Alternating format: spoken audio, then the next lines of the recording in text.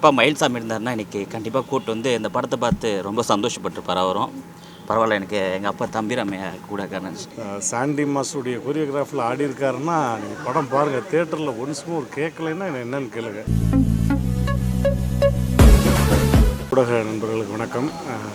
முதல்ல இயக்குனராக அவதரித்திருக்கும் அன்பு தம்பி உமாவதிக்கு ஒட்டுமொத்த வாழ்த்துக்கள். அப்பாவை வச்சு பையன் டைரக்ஷன். அவர் தம்பி ராமையான்னு சொல்கிறார், அது கரெக்டு தான். தம்பி ராமையா தான், அவர் அண்ணன்லாம் சொல்லவே முடியாது. எப்பயும் பாருங்கள், இன்னும் 15-20 வருஷம் கழித்து பார்த்தாலும் இதே இளமையுடன், இதே துடிப்புடன், அதே எனர்ஜெட்டிக்காக அப்படியே பார்க்கலாம். இவர் இந்த படம் நீங்கள் கண்டிப்பாக திரையில் பார்த்தீங்கன்னா, தம்பி ராமையான்னு ஒவ்வொரு படத்துலையும் ஒவ்வொரு கதாபாத்திரம், குணச்சித்திர கேரக்டர், எந்த கேரக்டர் கொடுத்தாலும் அதை மிகவும் சிறப்பாக நடிக்கக்கூடிய அற்புதமான நடிகர் அண்ணன். ஆனால் இத்தனை வருஷம் அவர் சேர்த்து வச்சுருந்த மொத்த தாகத்தையும் இந்த ஒரு படத்தில் தான் யாருன்றதை ப்ரூவ் பண்ணிட்டார். ஏன்னா அவ்வளவு எனர்ஜெட்டிக்கு. ஏன்னா ஒரு முழு கதையும் தன் தோள் சுமத்தி அதை நகர்த்தி கொண்டு போகிறதுங்கிறது ரொம்ப முக்கியமான ஒரு விஷயம். அதை ரொம்ப அழகாக நேர்த்தியாக பண்ணியிருக்காரு. ஃபஸ்ட் ஹாஃப்லாம் என்ன எனர்ஜெட்டிக்கு சாண்டி மாஸ்டருடைய கொரியோகிராஃபில் ஆடி இருக்காருன்னா நீங்கள் படம் பாருங்கள். தேட்டரில் ஒன்ஸும் ஒரு கேட்கலைன்னா என்னென்னு கேளுங்க. ஏன்னா இங்கேயே நாங்கள் எல்லாருமே ஒன்ஸும் ஒரு கேட்டோம். அந்தளவுக்கு எனர்ஜெட்டிக்காக அவ்வளவு அழகாக டான்ஸ் பண்ணியிருக்காரு. அப்படியே கட் பண்ணால் செகண்ட் ஹாஃபில் எமோஷன், அவ்வளவு அழகான எமோஷன். கண்டிப்பாக குடும்பத்தோடு பார்க்க வேண்டிய ஒரு படம். நடிச்சிருக்க எல்லா நடிகர்களுக்கும் என்னுடைய மனமார்ந்த வாழ்த்துக்கள்.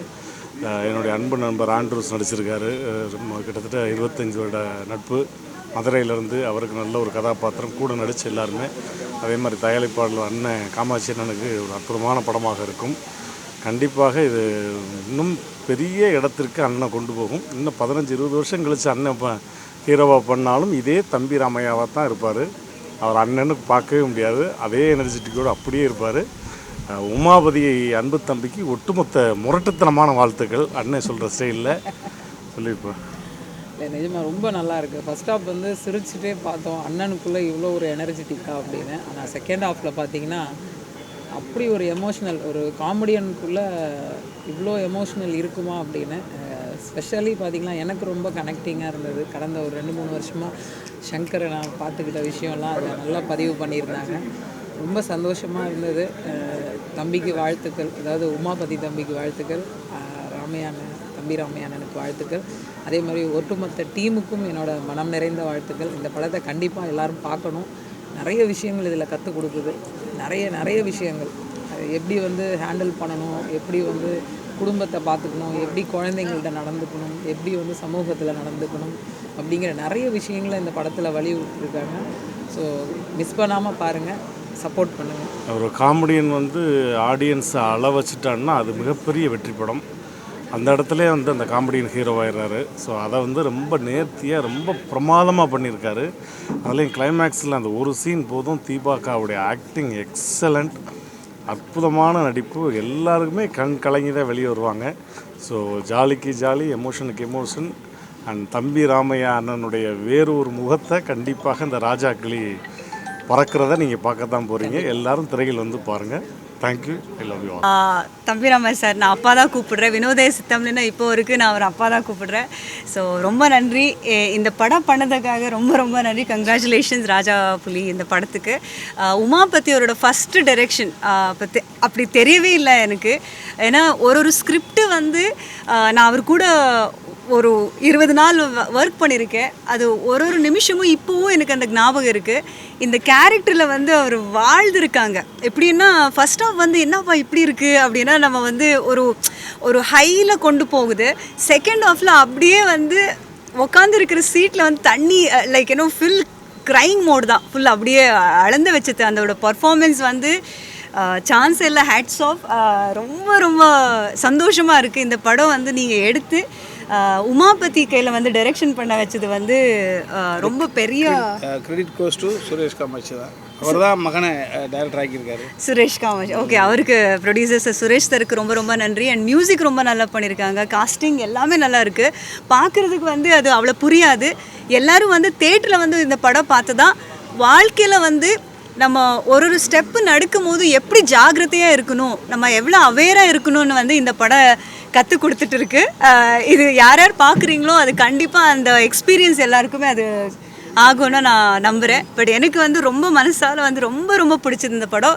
Wishing more success to this ஃபிலிம்ப்பா. ரொம்ப ரொம்ப நன்றி. இப்போ மயில்சாமி இருந்தாருன்னா இன்றைக்கி கண்டிப்பாக கூட்டு வந்து இந்த படத்தை பார்த்து ரொம்ப சந்தோஷப்பட்டிருப்பார் அவரும். பரவாயில்ல, எனக்கு எங்கள் அப்பா தம்பிராமையா கூட நினச்சிட்டு இருக்கேன். ஃபஸ்ட்டு இந்த படம் ஒட்டுமொத்த டீமுக்கே மனமார்ந்த வாழ்த்துக்கள். அப்புறம் இன்றைக்கி தம்பிராமையா என் ஃப்ரெண்டு, உண்மையான இன்றைக்கி லக்கியஸ்ட் ஃபெல்லோ வந்து அவன் தான். அவங்க உமாபதி, சாரி உங்களே நினச்சிட்டு அவர் சொல்லிட்டேன். உமாபதி என்னோடய ஸ்கூல்மேட். அவங்க அப்பாவை வச்சு நல்லா சூப்பராக டைரக்ட் பண்ணியிருக்காரு. எனக்கு என்ன எல்லாருமே சூப்பராக பண்ணியிருக்காங்க. மியூசிக் ஆகட்டும், அந்த படத்தில் இந்த ஃபீமேல் லீட்ஸாக இருக்கட்டும். அப்புறம் இது ஒரு வின்னிங் காம்போ. எப்போ சமுத்திரனி சாரும் தம்பிராமையா அப்பா சேர்ந்தாங்கன்னா அந்த படம் கண்டிப்பாக ஹிட்டு தான், ஹிட் லிஸ்ட்டில் தான் வரும் அது எப்போவுமே. இந்த ஒரு நல்ல படத்தை தயாரித்த நம்ம விபிஎஸ் சுரேஷ் காமாட்சி சாருக்கு ரொம்ப ரொம்ப நன்றி. எல்லோரும் தேட்டருக்கு வந்து படம் பாருங்கள், ரொம்ப ரொம்ப எல்லாருக்கும் பிடிக்கும். அப்பா இந்த படத்தில் வந்து உண்மையாகவே வாழ்ந்திருக்காரு. நிறைய இவர் ஃபஸ்ட் ஹாஃபில் வந்து கொஞ்சம் நல்லா ஃபன்னாக போகும், ஷேவ் பண்ண நல்லா ஜாலியாக இருப்பார். அந்த சீன்லாம் பார்க்கும்போது எனக்கு ஒரு இடத்துல எங்கள் அப்பா ஞாபகம் வந்துட்டார். அதை அப்படியே வந்தோடனே இன்டர்வியூலே சொல்லிட்டேன் நான். செகண்ட் ஹாஃப் நல்ல சென்டிமெண்ட்டாக பாருங்க இருக்கும், எல்லோரும் பாருங்கள், எல்லாருக்கும் ரொம்ப ரொம்ப பிடிக்கும். லவ் யூப்பா. தம்பிராமையா சார் நல்லா நடிப்பாருங்கிறது எல்லாருக்கும் தெரியும். ஆனால் இந்த படத்தில் ரத்தக்கண்ணீர், ரவிமரியா சார் சொன்னதை தான் நான் ரிப்பீட் பண்ணுறேன். ரத்தக்கண்ணீர் படத்தில் எம்ஆர் ராதா பார்த்த மாதிரி இந்த படத்தில் அவருக்கு அமைஞ்ச அந்த கேரக்டரை அவ்வளவு அற்புதமாக பண்ணியிருக்கிறாரு. கொஞ்சம் கூட எதிர்பார்க்கல. அவருடைய அந்த பர்ஃபார்மன்ஸ் ஒவ்வொன்றும் பார்க்கும்போது, அதாவது பிகினிங்கில் வரும்போது அந்த நடை உடை பாவனை, அந்த கூலிங் கிளாஸ் போட்டுட்டு ஒரு பாடி லாங்குவேஜ் இருக்கு இல்லையா, அவ்வளோ பிரமாதமாக பண்ணியிருக்கிறாரு. அதே மாதிரி தம்பி உமாபதி ராமையா ஃபஸ்ட்டு டைரக்ட் பண்ணியிருக்காரு. இந்த கதையை எவ்வளவு தெளிவாக அழகாக எளிய மக்களுக்கும் புரிகிற மாதிரி இந்த கதையை ரொம்ப அருமையாக எடுத்து பண்ணியிருக்கிறாரு. அதே மாதிரி தம்பிராமையா சாருடைய ஒய்ஃபாக நடித்த அந்த தீபா தானே, அவங்க பிச்சு இருந்துட்டாங்க அந்த கேரக்டர். அதே மாதிரி ஒவ்வொரு கேரக்டரும் அவங்கவுங்களுக்கு என்ன தேவையோ அதை அருமையாக பண்ணியிருக்காங்க, பண்ண வச்சுருக்காங்க. இது ஒரு அருமையான முயற்சி. நல்ல நல்ல படங்களை எடுத்து தயாரிக்கிற ப்ரொடியூசர் சுரேஷ் காமாட்சி சாருக்கு நான் இந்த நேரத்தில் நன்றி சொல்லணும். ஏன்னா ஒரு கதையை கேட்டு அதுக்கு ஒரு நல்ல தயாரிப்பாளர் தேவை. அதை வந்து இந்த படத்துக்கு என்ன தேவையோ அதை செஞ்சு கொடுத்துருக்காரு. படமும் அதாவது முடியும் போது கடைசி அந்த மனைவியோட அவர் அந்த பண்ணுற அந்த பர்ஃபார்மன்ஸு அழக்கூடாதுன்னு அப்படி பார்த்துட்டே இருந்தேன். என் பக்கத்தில் இருந்த 2-3 நண்பர்கள் அப்படி கண்கலங்கினாங்க. நானும் என்ன படம் தானே அப்படிங்கிற மாதிரி பார்த்துட்டு இருந்தேன். அப்படி என்ன அறியாமல் அப்படி கண் கலங்கிடுச்சு.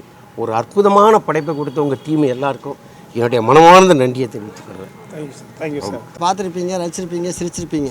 ஆனால் எனக்கு ரொம்ப நாளைக்கு அப்புறமா ஒரு அற்புதமான ஒரு கேரக்டர் எனக்கு அண்ணன் கொடுத்துருக்குறாரு. அதுக்கு முதல் வணக்கண்ணே.